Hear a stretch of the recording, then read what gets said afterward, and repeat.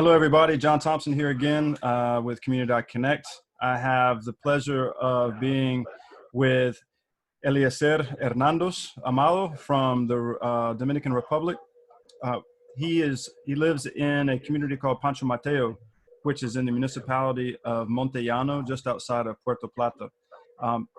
Eliesel has been a fantastic collaborator, partner with us in the Dominican Republic over the last 2 years, serving as translator, project coordinator, what have you. Very talented young man, speaks, I don't know how many languages, 4 or 5 languages. And he's our representative in the Dominican Republic. So we are very happy to have him on the line right now. We'd like to ask him a few questions about what's going on in the Dominican Republic and his neck of the woods during the coronavirus crisis. How you doing today? Good afternoon. Good afternoon. I'm doing very good. Thanks a lot. Where are you now? I see that you're probably at home, like many of us. Yeah, we are everybody at home, just quiet. Like I'm right now in my mother's house, just corner of where I live. So I'm just at my mother's house right now. What do you see there in front of you? Is the community? Are you? Let me put it this way: is there kind of a quarantine? Is there some regulations or rules that you all are abiding by right now, staying at home, or can you leave whenever you want to? Tell us a little bit about what you see in your community. What happened in not only in the community, it is in all Dominican Republic, but the quarantine just start at 5 p.m. from 5 to 6 a.m. So that's when the quarantine start. But we were all told that don't go out if you don't have to. So even if it is not that time, you have to stay at home because that's the only way you can avoid the virus. That's why we are always quiet at home. We just go out if we need like any things like food or any hurry we have to go out. So that's how we do it. But instead of that, we stay just quiet at home. So there's a curfew, in English we call it a curfew, where you're not supposed to leave the house from 5 o'clock p.m. to 6 a.m. When you do go out during the day, do you see people wearing gloves or masks, or what do you see?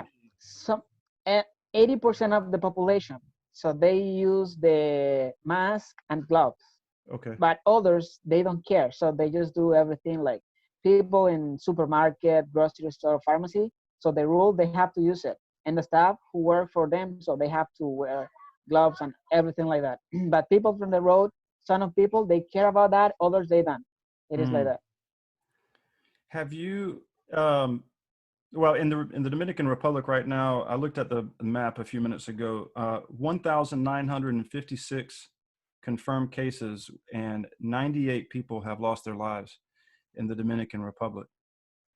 That's compared with, in the United States, there's over 417,000 cases today, which is April 8th at 3 o'clock in the afternoon Eastern.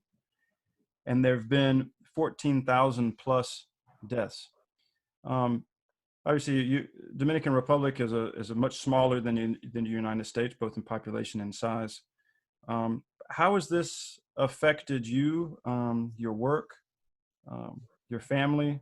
What can you tell us about how it's affecting society? Well, it is not just affecting me. It is affecting everybody. Sure. Because at all, we have no work, so no job. So anybody is working. So, like I was working with you, working at the airport with Air Transat, and also doing that. So all done. So we are doing nothing now. So because even like people, they don't feel safe allowing people to be in their homes. So it's like security is first. So even the airport.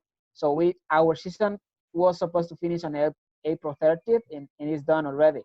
It's like no work at all. So everybody is affected for.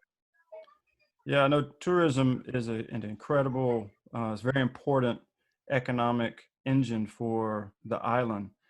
Are there flights coming in? Are there tourists in Dominican Republic right now? Cruise ships? We have no flight. We have no flight coming in. So what happened is that on Saturdays, I think the only company is taking people out is JetBlue and WestJet. I think but only one day in the week. So they open the airport and they take people out. Some people they are still here and they are taking people to their country. So, but no, they are not accepting anyone, just taking people out of the country. Wow. I know it must be difficult, you know, for the Dominicans that I know are very hardworking, very active, always very socially expressive in the streets and the communities where we've worked.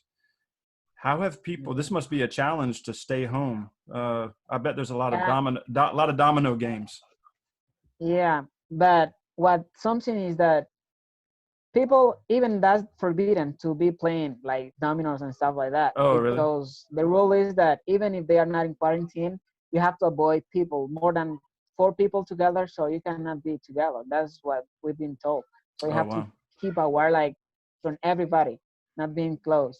Some people they do it, other don't, so they respect the rules. But the most challenge we are here having in Dominican Republic is that you know that most of the people they just get the food like day by day. Right. So that's the most challenge now in Dominican Republic.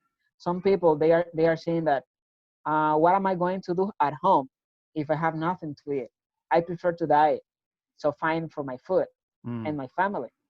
So that's one of the biggest challenge. But we've been told that the government is kind of trying to give some like it's something like Senasa, but they are just giving like a little bit money to people for buying some food or stuff like that. So they are hmm. trying to do that now with most of the people. Not everybody will get it, but at least it helps. Sure. Sure. There's something similar here in the United States as well. Leah said, tell me a little bit about what you hear going on in the rural communities, some of the small communities like Severe and Arroyo de Leche, places where we've worked in the past. I'm assuming you haven't visited those communities, but have you heard about what's going on, how Yeah, this is affecting life there? it's like everybody is affecting everybody because the biggest problem is good too because everybody is afraid. That's one of the biggest Yeah. challenges. Yeah. Most of the people they don't want to go out. It's not because of them. It is because of their family, like their old people, their kids. So that's why they are people are staying home. And those communities I've seen in Facebook and here in the community, people talking about that some organization I've seen them like helping with food and stuff like that. As you know, like all those community, so those are the first one that always get like help stuff like that because as they are fighter, so people they see them first. At that point, it is a little bit good for them Mm. because they don't have to worry about even they don't get much, but at least so they get a little portion of food. Well, we know that there are some people, some organizations, and community leaders that are really doing everything they can to respond to this crisis, including our community partners over at Health Horizons International, the Community Development Association of Montellano. Have you seen the community come together in some ways during this time when everybody's supposed to be so separate? But are there ways that the community has come together during this Mm, very difficult time? some organizations like yeah they are trying to help. Others they are just being like quiet. And yeah, most of the people here, example like here in my community, so people so they help each other. So it's like even if someone knows that other people need help, so they just go and help them. But just being careful, not being in touch with anyone, and that's the biggest thing they are doing now. Being Mm, careful with not uh, waving, not shaking hands, hugs, stuff like that. We are avoiding all those things, but even we have contact with people, but just being careful. So we have to keep like 2 meters apart from the people, not being so close. And when you're gonna have contact with people, we use masks and gloves. But the community is like kind of how can I say this? It's kind of um, finding the way how to treat with this happening. mm.